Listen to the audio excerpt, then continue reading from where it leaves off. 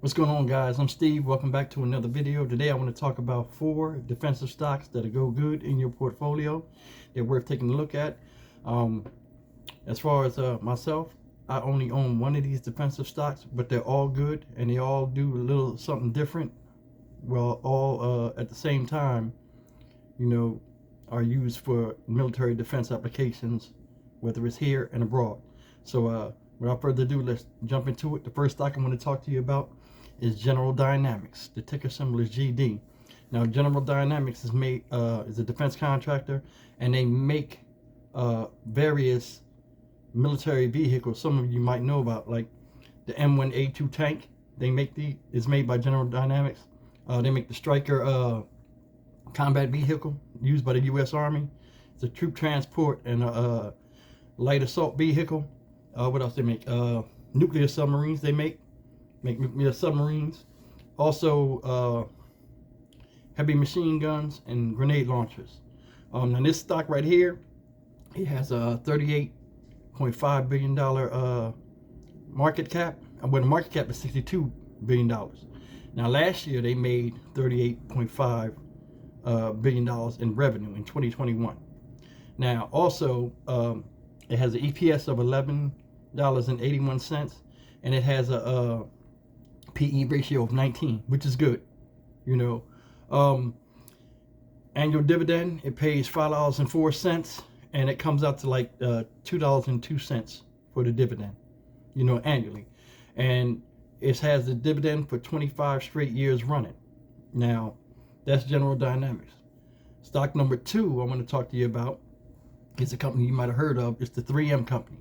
Now, other than them being known, commercially, and to us normal folk as people that make post-it notes and Scotch tape and stuff like that, they also have applications in the military, which I didn't really know that they did.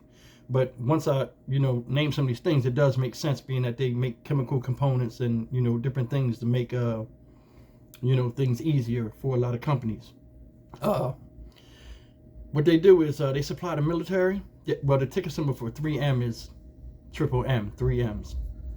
What they do is they supply the military with protective surface solutions. Things like skid tape on aircraft carriers, like those textured paint surfaces where you can't slip, in the rain, and like coatings like how people have in their garage, but it's like that thick, like asphalt type components. 3M makes that. They also make like supportive stuff, like in the military, where like with the safety glasses, N95 masks. Everybody know that.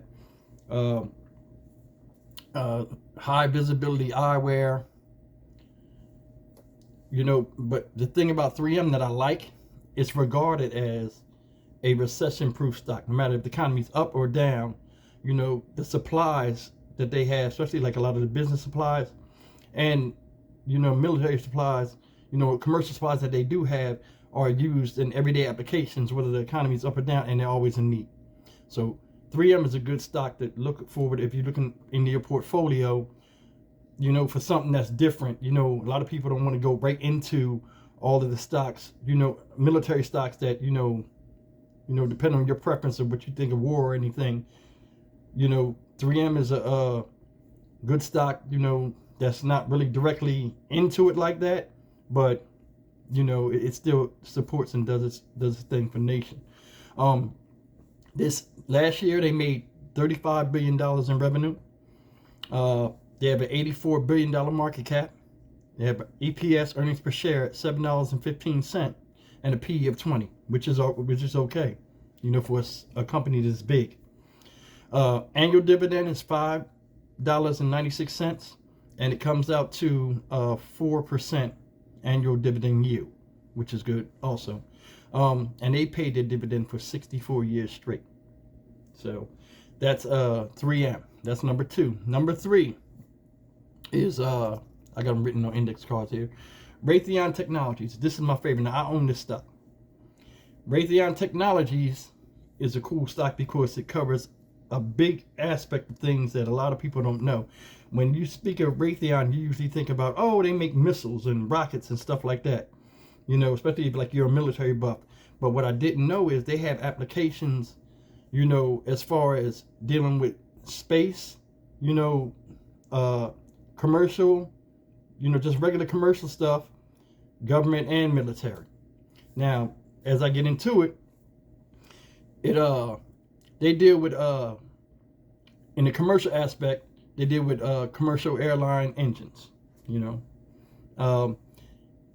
That's self-explanatory. In the military aspect, they deal with rockets, missiles, you know, weapons guidance systems and stuff like that. The Stinger missile, or the Patriot, not the Patriot, the Stinger rocket, and I forgot the other one that they hold up, and the Javelin. That's what it is, the Javelin, where they trying to get more inventory in Ukraine, and they're behind and trying to build it. Yeah, the Javelin missile that's helping people in Ukraine fight against in the conflict. Also, they have various intelligence software and cyber security that they deal with for government. They deal with it for business, and they deal with it for space applications, which is cool, because I didn't even know they dealt with space. They didn't have anything to do with like the space genre, but it's a cool thing. I guess you know, you want to invest in it.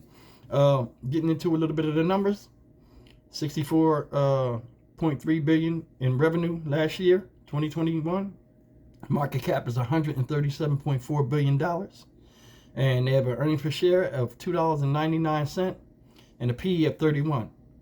Now, even though the PE is high, even though the PE is high, I'll jump on that first. Even though the PE is high, this is one of the cheapest stocks that are military stocks. Because a lot of times military stocks are super, you know, up there in price, because as you look at the military stock, they always have government. Every year they get money from the government on new contracts and stuff, because, you know, the U.S. spent, these are all U.S. based companies, and the U.S. spends billions, you know, more than any other country in defense.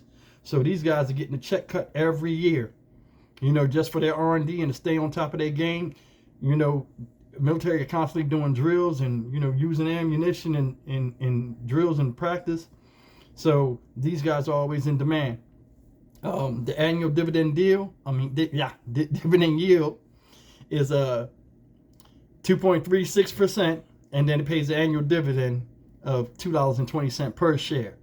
And that's Raytheon Technology. Now the last one, which is a really good one too, is Lockheed Martin. Ticker symbol LMT. Now Raytheon, going back, Raytheon's ticker symbol is RTX. I'm sorry, I didn't mean to miss that. But now the thing about Lockheed Martin, they deal specifically with primarily security and aerospace. Now they have the F-35 fighter, right? And they have a lot of air and missile defense systems that they deal with. Now also, they have various missiles and fire control systems that they do, like air-to-air, heat-seeking, all that stuff. Lockheed Martin leads the, you know, the market in that, in making those type of things. Manned and unmanned ground vehicles, you know, whether it's like those robots that go and look for the bombs, or the robots with cameras on them that go into places like when we had the conflict with Iraq and the Middle East. They had those robots that would go in there and see where their insurgents were and stuff. Lockheed Martin played a big part